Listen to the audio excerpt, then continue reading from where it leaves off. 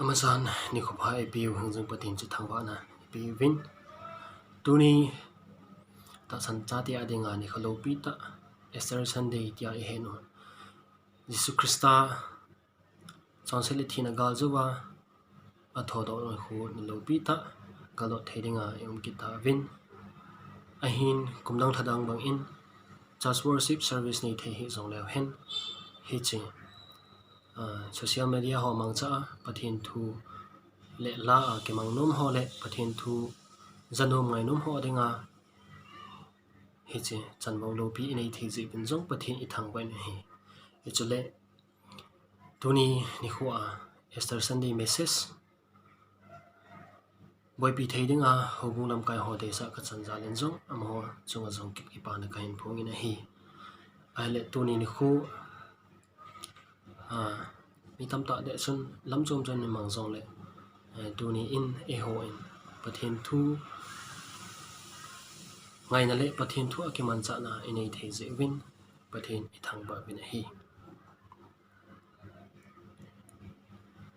tuni in pathin thu ina ke holim nang ding he to pi wa eta da no mu chu e hi le hi chi Jesu Christa thodo na ti thu pi hi mang chan pathin thu ina ke holim nu a hi in ai le etik se ba ilut masan upin hi chi pakai thodo na hi ta san cha Christian kan adinga apoi mo le athu pi dan he anabi masaleu hen hi chi he Paul in 1 Corinthians 15:14 langa khun hi chi Jesu Christa he thodo lo hele kathuil hi mot se hi in chule na ta san jong mot se hi ati na hi cha hi bang chun pakai hi cha thina kona thodo lo hele nang le ke jong ita san hi mot se heading chong le ikinem na yong hi pan na be heading hi cha hi ji chun tunin khu hi nang le ke a ding a thupi ta le lo pi ta hi ti chu mu je na hi a hi e jing wang in hi chi pakai thodo kin na le hi chi Jesu Christa thina le chon se ga zowa a thodo na hi Bible in approve pe zong le mi tam ta en ta san lo a hi lo le hi chi nil kala chule false theory pi mi tam ta om da pon hi chi pakai thodo kin na false theory ho chang ka sai thea ho chu event a le amas a khat in swan theory hin hallucination theory kitin chule impersonate theory kitin spiritual resurrection theory kitin chule thief theory kitin a china chan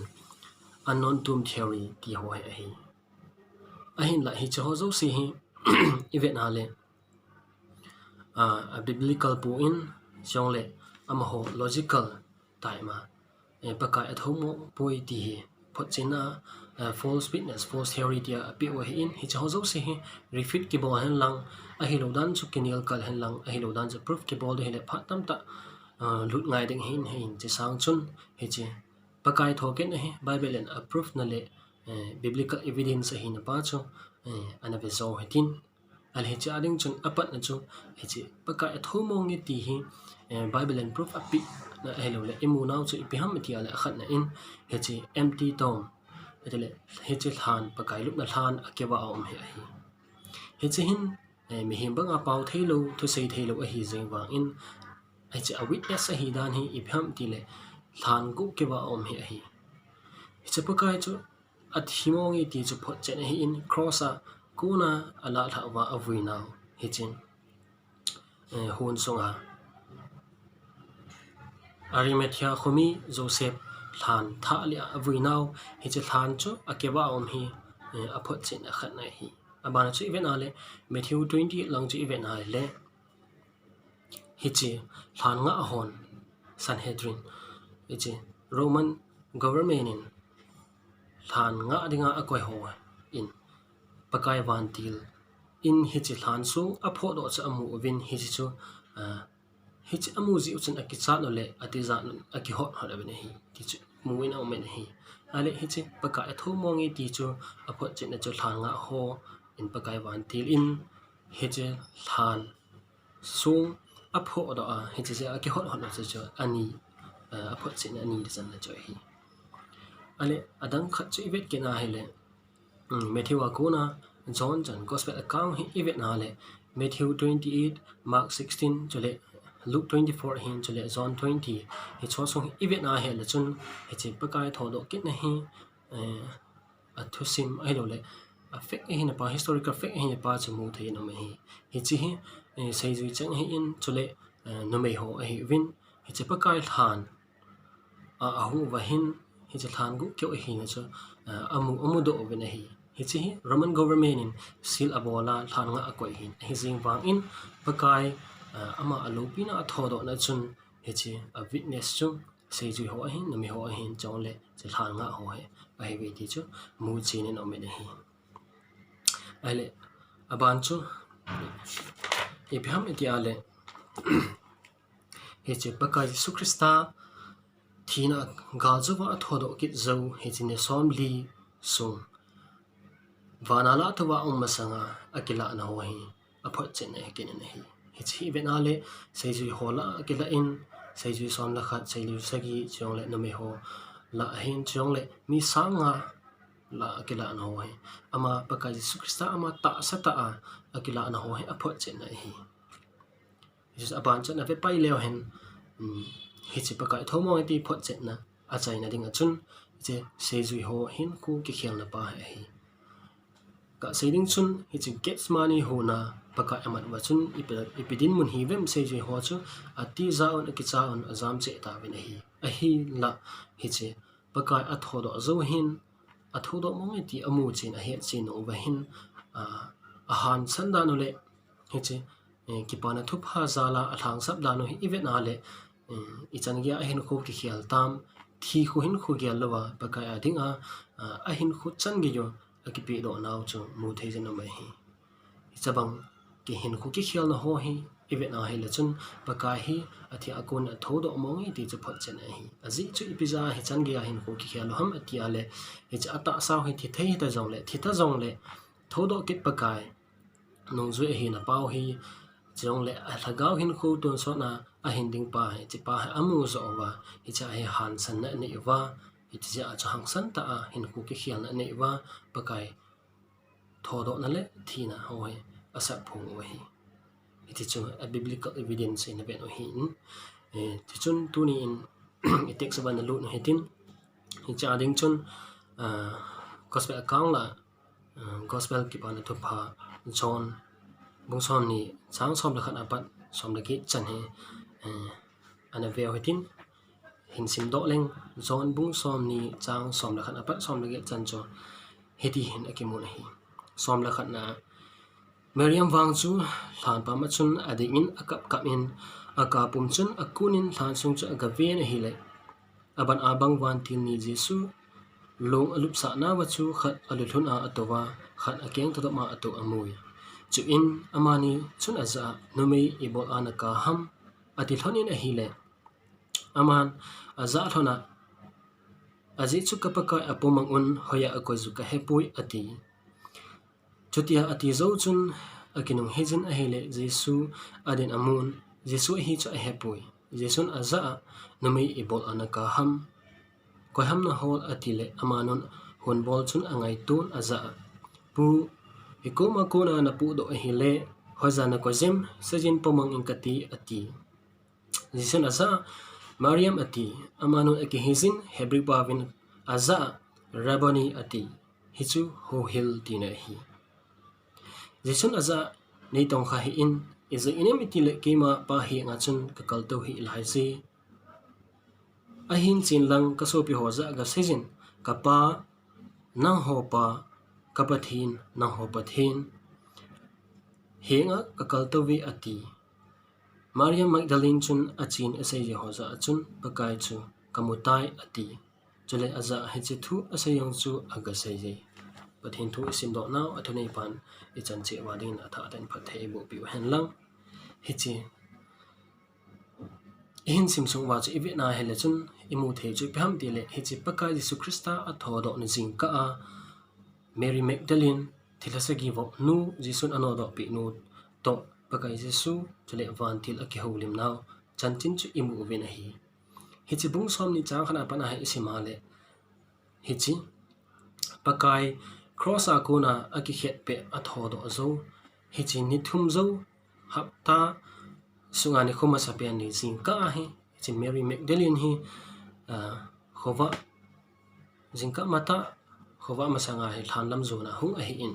a hi le a hunga chun thlan agu kewa amu chu amudo in a hi chun akile in sei je ho hinga aga sei than a hi chun Peter hin zon a hi in thlan lam zonen hong ke thai tian hanin a hi le John cha thlan athung ma sa in a hin la alut pon a hi chun Peter hong thungin alunin thlan song cha ve hanin a hi le hi chi to pat po nem pakai Jesu Krista akitum na he chi pon bo chu hom den ai bang banga den chu amudo hanin a hi hi cha amai tum alutum pen pa wang chu he chi alul hun langa chun pata ki chun tu ma aki ko amu hanin a hi chi zo chun amani in lam zon in akile hon ta na hi a hin la he chi Mary Magdalene hi thlan pa ma chun a den in thlan sung chu ve na hi ale van til ni aban abang khat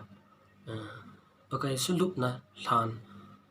alul hun lama to amun khat khun to dap langa to amun hi ale hichi aki ho limna o helo le hichi chanchena ko na thodo thumne adon bot na chu ina be dung hi in ama sape na chun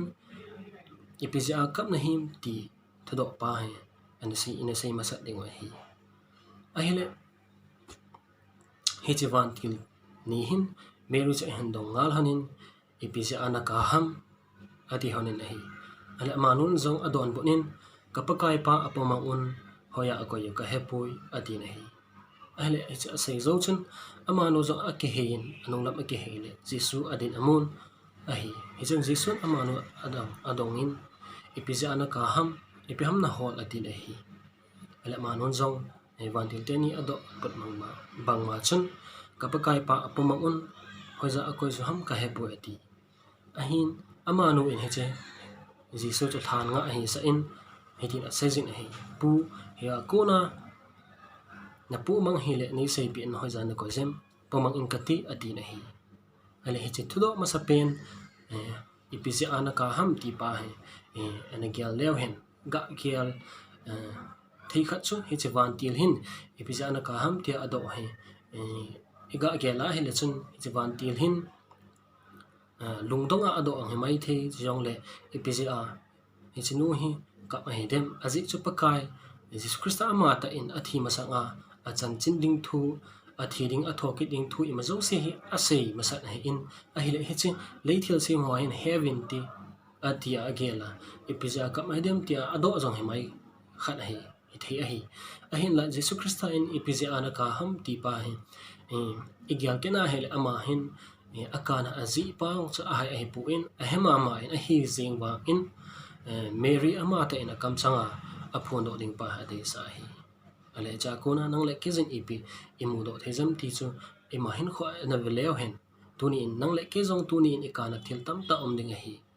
a hin tuni in pathin thu a chanini no ma hele ne pakajin nang le ke jong ipi ja na ka ham ati in hi ichido do pa hi pathin in jisun ei dong in hi tuni in nakana aji thil tam ta omai the hi ka seidung chan tu din mun ta an jong leisit phat a po in vanui a boysin hiti chun the lockdown ho ji ai lo le che coronavirus hin ha san tam ta etu ovene hi kim khat chu ya san nau ke bang ji han lang ide ingai ke bol thei ta hi jong le kim khat chu khat sanga sang zo ai lo le ti a che gen the ki sa na aji chu ne le cha hong boi tan jong le tin ki man cha dan hong boi tan sumle pa e hol thei ta pu in hiti chun pampo thei ta pu na hi hezi chun lung thim ki chol thei ta lo ma khoding gyala le ha sat gen thei ki sa a heti ikana thil tam ta daling ding he ti chu ta san hi ale tu ni in pakajin ei do nom chi pi ja kap na him ati na hi hichi igen thei na ha san na pa hi ki ta pakai kom e bela e seiding hi nang le kizin e bol thei pen cha hi Mary in im lova ka pakai pa apomang un hoya ko jam ka he pu ati hi ibang chu nang le kizin zong ima ka ti pui ka phanai iti thei din mun a hita pui ta salam jeng a zong ha san adin mun a eding ovin jong le lagaw hen khu wang nang le ke jin khana eki het tu pu na hi hi chu hi tu ni in ta salam boi na ho cho thil cho min koi le hen ilagau hin khu dinga gyal le hen ilagau hin eman het lo wa nga hi ton san hin na in ei theina ding ai lo le in ei ta pathin lu hana ebola chon sit na ilha ke na ha le chun ilagau hin nang le ki dinga kap kap hi ti pa hi atha ta igel do ding ki de sin hi hi chu hin ikka na ho he pakai jin het pi in Mary akana azi pakai anga kita ta le thodi ta asei banga he nang le ke jong tu nia ibol thei pen chu ta salama ilha samna alo la ta salama ingai chan ho ikana ho he pakai anga thodi ta e thuna chi jong le ilagau hin ko adinga he ibam ingai chat pakai kom e bela le chun pathinin lampi pha e ko mu ding hi ti chu isei do no mane hi thodo ani na pa ana ve pai lew hen ipi ham na hol ati na hi hichi Mary in thanga hi sa pu hoya na ko jem ni sei pi in ya konin pomang nge ati zuwa hin Jesus Christa amata ki imzo talovin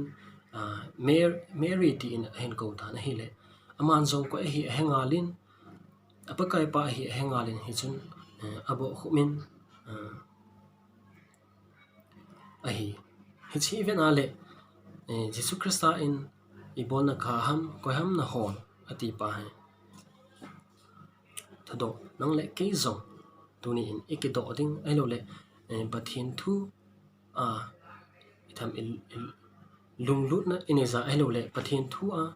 ikibul phu no ma hai le nang le ke jin zong jesun tunin ei do nom chu ipiham hol ti pa hai nang le ke in ke do chi ding ikide sai ne hi azi chu Jesu in Mary ado chun ipiham na hol ati chun Mary in a hol pa chu athudo zo chun amu pai je ne hi azi chu pham ti ale hi che Jesu apakai pa thana ko na am ta lo ji a cha a hol hi in a hin hi che ado zo chun Miriam tia Jesu in a hin ko chun hi che athudo ani na pa hi don put na pengalin a hol pa chu amu ta na hi ale tuni in hin khuwa nang le kin zong ipam e hol thobi pen akim khat chu house na zong hol mai thein ti kim khat chu dam thein hol mai thein ti kim khat chu etia chu lam chom choma e holding thil tam ta le si in kwa hi in ei ding a hi hol zong e holding chong le hin khu hi pham de kip lan na hi in hi zi chun houding hoiding letting lalding ti ho hi mitin in e hol chu he zing nei ana tuni in banu hi vena le ipi hol vem ti hi mu thei khat chu hi ale safety ven bit na pa hi mizo si mi ti kamin e hol chu he pen nei azi chu he che virus ji hin meo se design hi cha konin itik ka ki veng do dem ti hi a hi nei a hin hi chi virus ve ho ai lo le na ve ho hin a hol pen chu pham ti le hi cha kon hin iti kadam do dem ti a hol pen ve ke nei ale hi chi boy pi ho scientist ho doctor ho chun a boy pi chu pham ti le hi chi na na hi iti ka zen in hi cha kon hin iti mi ka hu do dem ti pa he a hol thu pi pen ve ke nei ale tu ni in nang le ke zen hi chi le si ta salama jong e hol ho he ni khat le imu thei ne zong khan en ti lang khat chun ina e cha a tham ipam po lawa ele chun ki veng do khat nan ti jong le lang khat chun hi chi jen dam thina ding hol lo hoyong chu sim do la pha jong hum thin ti a hi wangin hi chi ta salam ho hi ga chom ko yu hitin lagaw la malut kit lew hen nang le ke jin hi chi tun so hin thina ding i lagaw hin khu ta sa the jong le i lagaw hin khu a hin thina ding hi i hol na em hi chi pa hi i hol he nam ti pa hi in a gal khom ding ki dei sai ne hi azi chu pakai jin i biham na hol ati la hin hi chi e hol pen pa hi i laga bit angai cha pen pa hi na sa mon koi khata le hen tun sot hin ai pe thei pa thina gal zawa thok do tunia thok do kit pa tun sot hin ai pe thei pa hi ama kona bu wa hi tun sot hin na chu nei thei ding ai in man ai do lai za he jong le pathin thu in ai vil la ya ina sa mo a le chun hi chi thì nó không khung cái niệm na là thọ kết na pa hi izao thei lo ding hi che hi ze chun pakai jin ipam na hol ati la ya hi nang la ke jong la sa man koi po hetin pathin thu in e ho pi la e vil la ya hi ipam e hol ela ipam e holding ti pa hi long thi me na gel chi ding me ke dei sa min hi to le to do a china ding chun ana veleu hen hi chi Jesuin ipizia kap na him chale ipina hol ham ati zo hin Mary ama ta in pakai hi cha he chen nong hin abo khomin chong le che bai abo in apakai pa hi he pa chun alung mongin alung gim na bezin chale a hang abo khomin hitin ati na hi rabani ati na hi chi chu ipitina ham ati ale ho hill tina hi chi in a bit sa che pham ti ale apakai pa ni ke sanin chule Mary in Jesu Christa he ahu hing pu leng pa ni ke sanin chiba abo in abo khomina hi ti he ave sa na hi ala tulin nang le ke zong hi chi ko chan hi ikedo anga jin hi Jesu Christa he ihu hing pu leng pa ke sana anga ikuna chule anga hi ibo khu ai hình ding pathin tia e hok na em ti pai to do athum na e do ding chu ide sai na hi ale Mary in a het chin nunga thina ga zo pa chong le a hin khu ton son hin thein ani thina pa a hi pa cha amu chinin hi chi ji chun abo khomen che ba e bo ne hi bang chun nang le ke zong hi chi Jesu Christa thina ga zo pa a hi chule ton son a hin theina i hin theina a hi pa hi het chin ting le chun ipam e bolding anga ibo khoma ihu pule eleng pa ke sanding cho e bolding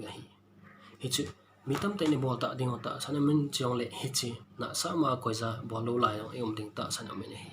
a hin hi chi e bol ta ihu pu eleng pa ke san ta hi la phai a hin hi chi hi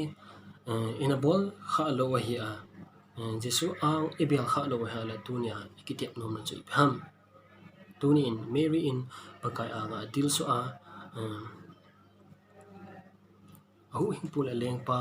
tia ata san amu chin bang hin nang le ke jong tuni in pathin in phat pha e penalizin athu pha za theina ding e penalizin hi che hi ji chun iton sot hin khoding lagaw hin khu he boy pi hutin Jesu anga bo khu pumen ton sot hin theina ding in hi che pakai athina akiwin la thoke na hi pana thupa hi ekipoma eta sanding hi ekide sai na hi tuni in ise do che pem itia le pakai athomongi ti hi in thil hechita san lo chong le hecha kuna full theory thil tam ta hong po jong le ta san le na thil tam ta hong po jong le Bible ita sana pathin thu he mongi ti ita sana le chun hi chi hin aphot chen na pi u che sei da win hi chi a hi ji chun nang le ke jin tu ni a i bol che pham ti le e ka na ho ai lo le e hol ho ingai cha ho zo se he pakai ang i thu na le chun pakai ama hol te alo le ama ngai cha te ading anai chingi ti cha mu thei na mai hi aji chu pakai Jesu Christa hi ha san again theina zo se i thu theina hi First Peter bung ni chang sa gilang chun event ale nalung khamna zo sew ka ngan sep thavin aji chun akhan khoding ke man ka gel na ati che hi je chun tu ni in ikana ho zo se ilung khamna ho zo se chong le ven bit na ding i hol ham elo le hausan ading dam theina ding e ho zo se he ta salam thu a hi se helovin thagaw lama zong Jesu Christa ama ta tunia thodo pa hin epi thei emu sa the hi ti song ta san le lo wa em ding chu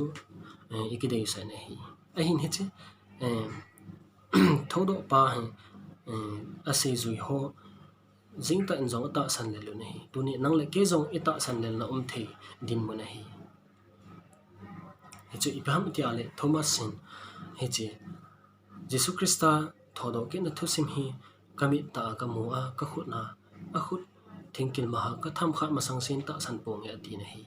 a hin he che pakai thoket na hap ta khat zo achun event na le se ji ho angai banga ke khop naw mun chun ong khoman he cha chun Thomas song azawin ahile ko jose ke kha ahin Allah ewa Jesus Christa ahong ding in hi chun Thomas hinga chun nakhun hin thangin ka khun hi thamin tule kana he nakhut ta in thamin chong le ta san le lovin ta san in ati nahi hi chun Thomas in kapakai le kapathin ati nahi hi chu hi in Thomas so kum thum wal se pi ahong ke wa pi hin ahi wangin Jesus Christa thil kidang abol hole ahi na ho jo se athiding athoding mayo si asei pi masat he in ahi wang ata san le na lai jan hi nang le ke jong tu ni in ga ke gyal le hen hin huwa pathin thui za na so ta he mai the he tai Christian hung hin jong so ta he mai the he tai ahi wangin hi chi paka Jesus Christa athina ki wina thoke na hi elungil ta gyala he chin lowa he min lowa hele chun in pi lo ding hi ita bang he ji chun ipham ebol thei tu ni in nang le kezin hi chi thu he chin se helowa ita sana ton son hin khwa hin pi thei ding chu ikidei sa hi ji din mun hi ji chun tu ni in phat pha emu jing lo ding hi in hita bang pathin thui za jing ding phat pha he emu jing lo ding hi ta ji chun tu ni in ikisei pi nom chu apart chain pathin ang bel hitin apart chain pakai ang bel lew hen hi chi thina gal jawa thodo kit pa nongzui hi ama eta sana le chun ton so na hingding hi chi ta sa hi thizong le la gaw so cha ton so na hing theding hi ti chei sei no ma hi in pathin thu isei do now isei khelon pathin ingai da man lang isei do now athenei pan i chan che wa ni phathei bo pi daw hen